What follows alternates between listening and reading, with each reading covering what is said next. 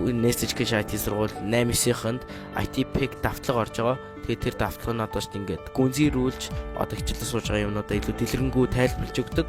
Тэгээд өглөө 7:00-оос 8-ийн хооронд ороод дээр аягүй сайн давтлага гэж би үйл ажиллагаа маань 2 дугаар сараас эхлээд өглөө болгоо хичээлж эхэлж байгаа. За тэгээд давталгын явцад ер нь хүүхдүүд маань илүү идэвхтэй хичээл орохоосоо илүү сонирхолтой байдлаар орж байгаа учраас бүгд өөрсдөө зорьсон зорилгодоо хүрэхийн төлөө маш их хичээж сууж байгаа. За тэгээд энэ шалгалтын хувьд болохоор айзай 8 орон хүчинтэй олон улсын гэрчлэгээ авдаг шалгалт нэг авсан байвал яг сертификат нь насан туршдаа хүчинтэй учраас сургуулийнхаа давуу талыг ашиглаад хүүхдүүдээ шалгалтанд бүрэн хамруулах зяа гэсэн зорилго тавиад хийж байна. Би 6 өдөр болгоо IT пассвортод явс 8 дугаар ангид IT пассвортын шалгалтыг өгөхдөө бэлдэж байгаа. Тэгээд энэ шалгалтыг өгснөөр би ингээд олон улсад ингээд инженер болж болно.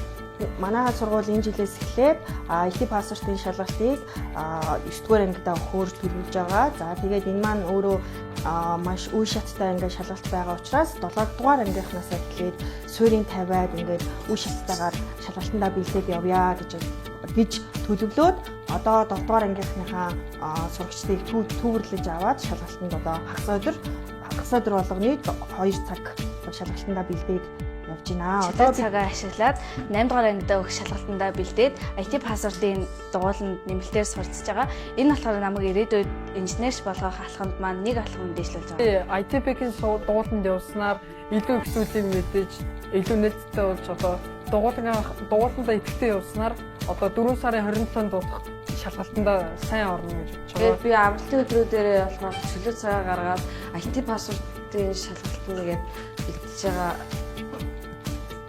Бид нэр IT-Peg-ийн шалгалт өгөх байгаа ингээд Ардын Монголын дунд сургуулийн хүүхдүүд болохын тулд ингээд зорилго тавьж өөртөө байцаагч хийх хөдөлмөр хичээл зүтгэл гаргаж байгаа.